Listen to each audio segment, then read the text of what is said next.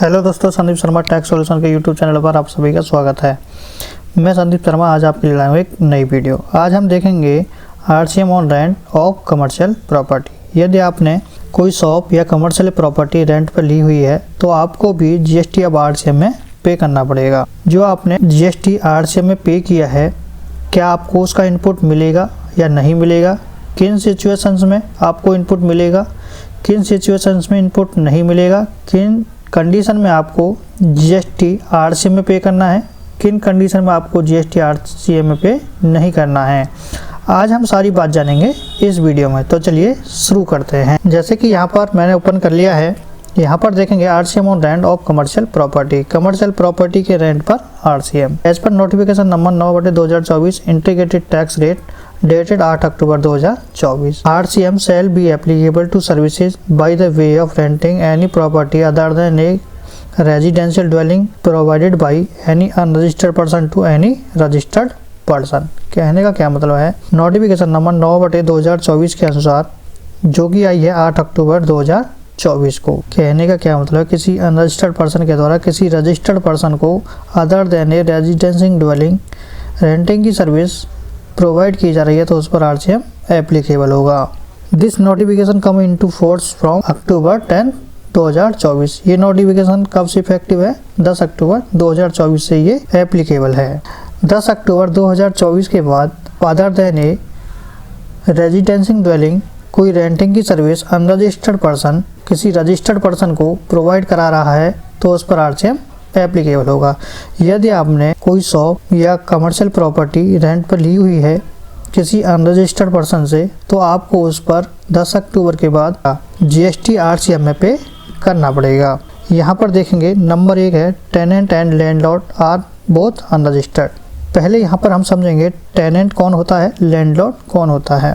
Tenant होता है जिसने शॉप या कमर्शियल प्रॉपर्टी रेंट पर ली हुई है। लैंडलॉर्ड होता है जो कमर्शियल प्रॉपर्टी या शॉप का जो मालिक है, जो ओनर होता है प्रॉपर्टी का, वो होता है लैंडलॉर्ड। यहाँ पर क्या है, tenant and landlord are both unregistered. दोनों क्या हैं? अनरजिस्टर्ड हैं। If neither the tenant nor the landlord has obtain a GST registration the liability to pay GST at 18% not applicable. कहने का क्या मतलब है, ना तो टेनेंट और ना ही लैंडलॉर्ड जीएसटी रजिस्ट्रेशन किसी ने भी नहीं लिया हुआ, दोनों क्या हैं? अनरजिस्टर्ड है।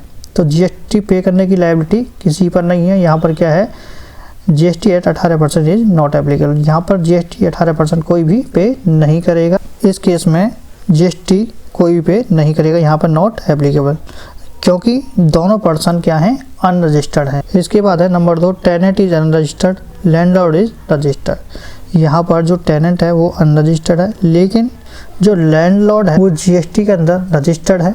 तो इस केस में क्या होगा, in this scenario the landlord being registered under GST. जो लैंडलॉर्ड है वो जीएसटी के अंदर रजिस्टर्ड है, will be charge 18% GST on the rent in the invoice and remit the GST. The tenant being unregistered will not be able to claim ITC. इस case में क्या होगा, जहाँ लैंडलॉर्ड रजिस्टर्ड है और टेनेंट अनरजिस्टर्ड है, जो लैंडलॉर्ड है वो इनवॉइस बनाएगा और उसमें रेंट के ऊपर 18% जीएसटी टेनेंट से चार्ज करेगा। लेकिन जो टेनेंट है वो अनरजिस्टर्ड है, तो जो टेनेंट है वो आईटीसी अवेल नहीं कर पाएगा, आईटीसी नहीं ले पाएगा। जो उसने 18% जीएसटी पे किया है वो उसका इनपुट नहीं ले पाएगा, उसका आईटीसी नहीं ले पाएगा। यहाँ पर आपको क्लियर हुआ, जो लैंडलॉर्ड है वो जीएसटी के अंदर रजिस्टर्ड है, वो इनवॉइस के अंदर रेंट पर जीएसटी चार्ज करेगा, और जो टेनेंट है वो उस जीएसटी का आईटीसी क्लेम नहीं कर पाएगा, उसको अवेल नहीं कर पाएगा। यहाँ पर आपको ये क्लियर हो गया होगा। इसके बाद है नंबर 3 है हमारा both tenant and landlord are registered. क्या है, दोनों यहाँ पर रजिस्टर्ड हैं जीएसटी के अंदर।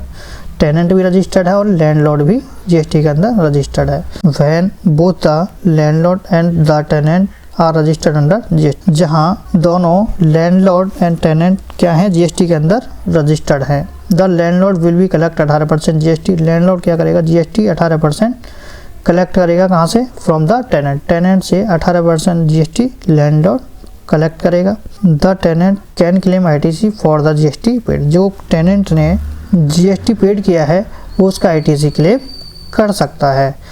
Provided the property in used for taxable business purpose. जो प्रॉपर्टी टैक्सेबल बिजनेस पर्पज के लिए यूज हो रही है। यहाँ पर क्या है, जो लैंडलॉर्ड है और टेनेंट है दोनों रजिस्टर्ड पर्सन है। जो लैंडलॉर्ड है वो टेनेंट से 18% जीएसटी करेगा और जो टेनेंट है वो उसका आईटीसी क्लेम कर सकता है। जो उसने जीएसटी पे किया है रेंट पर वो उसका आईटीसी क्लेम कर सकता है। यहाँ पर ये आपको क्लियर हुआ होगा। इसके बाद है tenant is a composition dealer, landlord is registered. जो टेनेंट है जीएसटी के अंदर रजिस्टर्ड तो है लेकिन उसने कंपोजिशन स्कीम ऑप्ट की हुई है।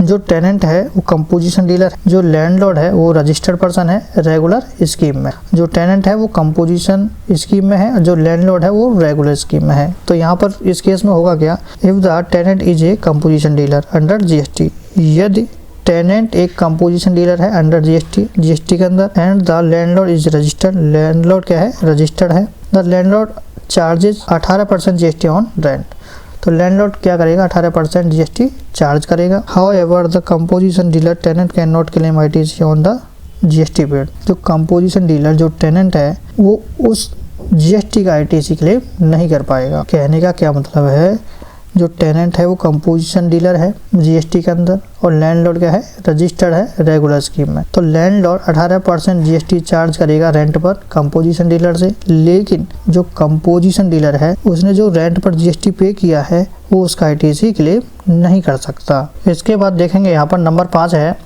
Tenant is a composition dealer, landlord is unregistered. यहाँ पर क्या था, नंबर 4 में टेनेंट तो कंपोजिशन डीलर था लेकिन लैंडलॉर्ड यहाँ पर रजिस्टर्ड था।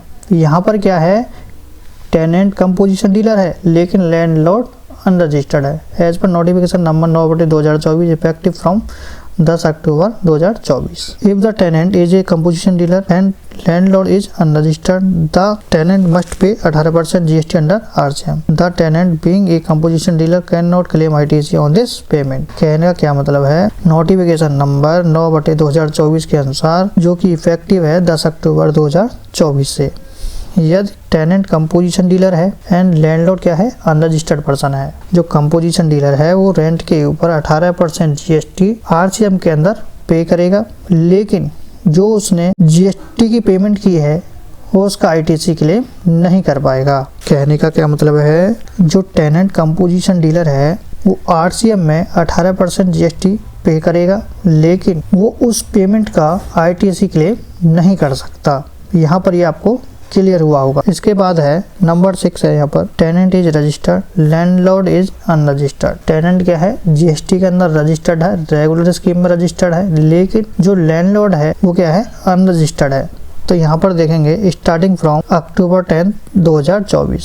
If the tenant is registered under GST and landlord is unregistered. कहने का क्या मतलब, यदि टेनेंट जीएसटी के अंदर रजिस्टर्ड है और लैंडलॉर्ड क्या है, अनरजिस्टर्ड है, the tenant is required to pay 18% GST under RCM. तो टेनेंट क्या करेगा, 18% जीएसटी आरसीएम के अंदर पे करेगा। जो टेनेंट जीएसटी के अंदर रजिस्टर्ड है वो 18% जीएसटी आरसीएम के अंदर पे करेगा। The tenant can claim ITC for the amount paid under RCM. जो टेनेंट ने आरसीएम के अंदर अमाउंट पे किया है वो उसका आईटीसी क्लेम कर सकता है। यहाँ पर क्या है, जो टेनेंट जीएसटी के अंदर रजिस्टर्ड है वो 18% जीएसटी आरसीएम के अंदर पे करेगा और वो उस अमाउंट का आईटीसी भी क्लेम कर सकता है कंपोजिशन स्कीम में, लेकिन ऐसा नहीं है। वो आरसीएम 18% जीएसटी तो पे करना पड़ेगा, लेकिन कंपोजिशन स्कीम में वो उसका आईटीसी क्लेम नहीं कर सकता। लेकिन यहाँ पर रेगुलर स्कीम में टेनेंट 18% जीएसटी आरसीएम के अंदर पे करेगा,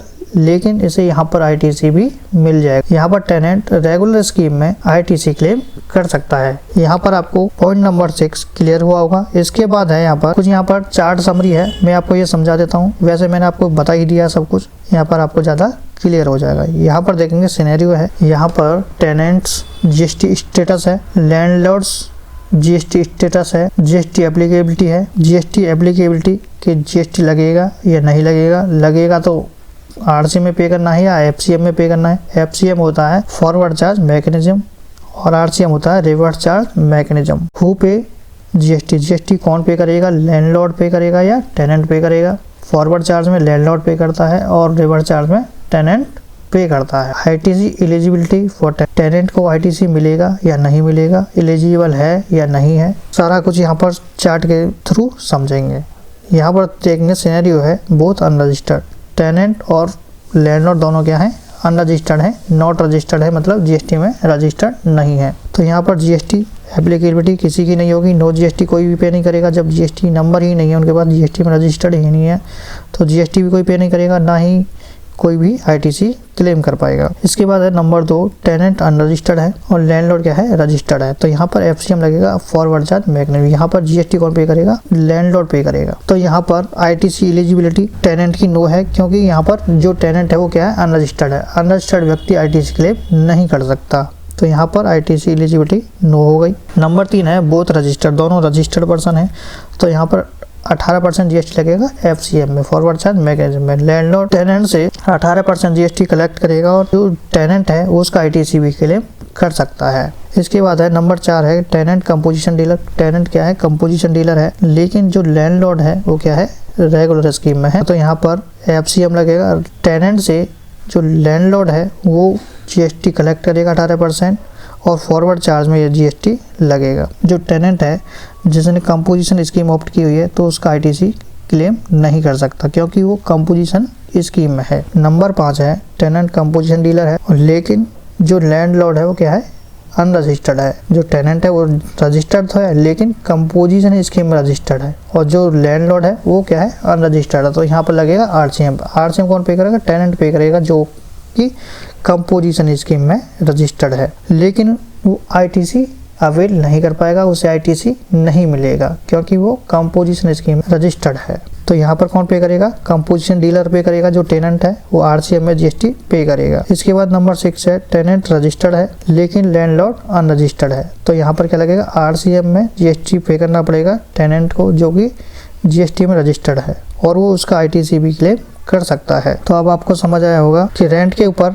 आरसीएम कब लगेगा, किसके ऊपर लगेगा, कौन आईटीसी क्लेम कर सकता है, कौन आईटीसी क्लेम नहीं कर सकता। मुझे आशा है ये वीडियो आपको अच्छी लगी होगी। यदि वीडियो अच्छी लगे तो वीडियो को ज़्यादा से ज़्यादा लाइक करें, शेयर करें और हमारे चैनल को सब्सक्राइब कर लें। बेल के आइकन को दबाना ना भूलें, जिससे आने वाली वीडियो की नोटिफिकेशन आप तक टाइम टू टाइम पहुँचती रहे। चलिए इस वीडियो को यहीं एंड करते हैं, मिलते हैं नेक्स्ट वीडियो के साथ। Thank you for watching.